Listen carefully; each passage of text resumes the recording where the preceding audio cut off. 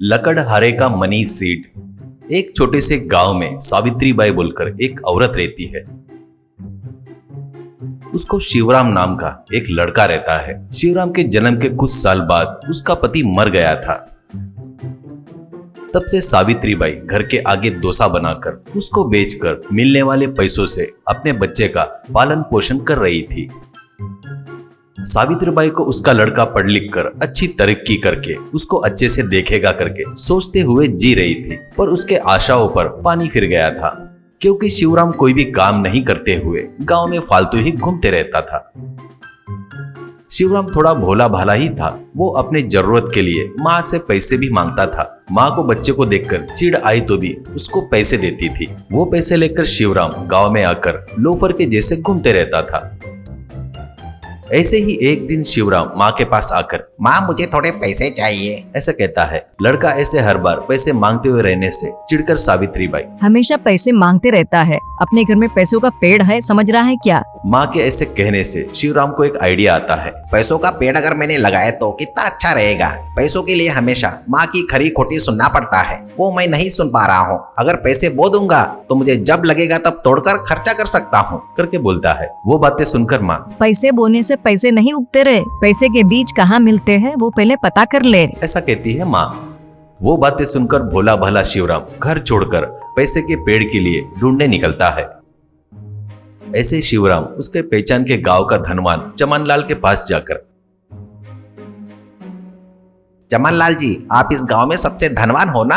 आप धनवान जिस कारण बने हो, वो पैसे का पेड़ कहाँ मिलता है, मुझे बताओ, ऐसा कहता है। वो बातें सुनकर चमनलाल हंसते हुए देख शिवराम, पैसों का पेड़ यहाँ नहीं रहता है, वो जंगल में मिलता है, ऐसा बोलता है मजाक उड़ाते हुए। वो बातें सुनकर शिवराम चमनलाल को धन्यवाद बोलकर जंगल की तरफ निकलता है।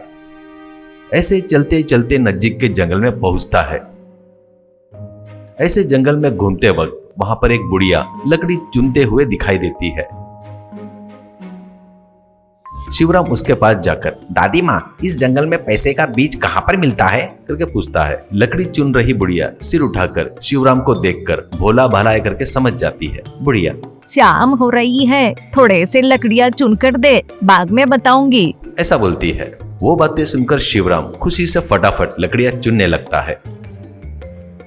चुने हुए लकड़ियों का बंडल बांधता है। बाद में बुढ़िया की तरफ मुड़कर, दादी आप बताओगे क्या, ऐसा कहता है। तो दादी, देख मैं बूढ़ी हूँ, इस बंडल को उठाकर चल नहीं सकती, थोड़ा घर तक पहुँचा देना बेटा, ऐसा कहती है। शिवराम ठीक है कहकर उस लकड़ी के बंडल को उठाकर बुढ़िया के पीछे जाता है। ऐसे चलते हुए कुछ देर दोनों बुढ़िया के घर तक पहुँच जाते हैं।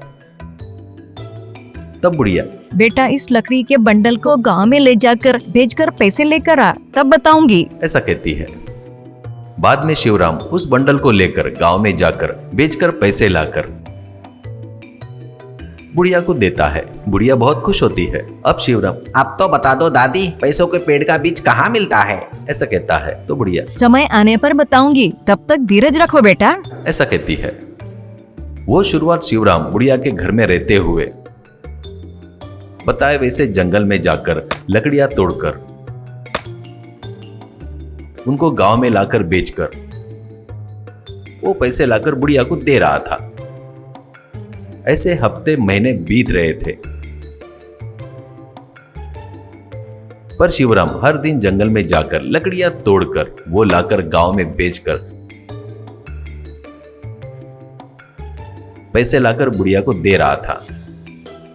एक दिन बुढ़िया एक पैसों की पोटली लाकर शिवराम को देती है। वो देखकर शिवराम को बड़ा आश्चर्य होता है। वो पैसों की पोटली शिवराम के हाथों में रखते हुए, देखा क्या बेटा, मेहनत किए तो पैसे कमा सकते हैं, मेहनत ही पैसों का बीज है, अब तू जाकर मेहनत करके तेरी माँ की सेवा कर, उसको सुख दे बेटा, ऐसा कहती है। तब शिवराम को अपनी गलती समझ में आकर उनको नमस्कार करके घर की तरफ वापस निकलता है पैसों की पोटली के साथ। पैसों की पोटली के साथ आए हुए लड़के को देखकर सावित्री बाई बहुत खुश होती है। बाद में जो हुआ सब पता चलता है उसको। अब शिवराम बहुत मेहनत करके काम करके पैसे कमाते हुए अपनी माँ को खुश रखते हुए अच्छे से देख रहा था।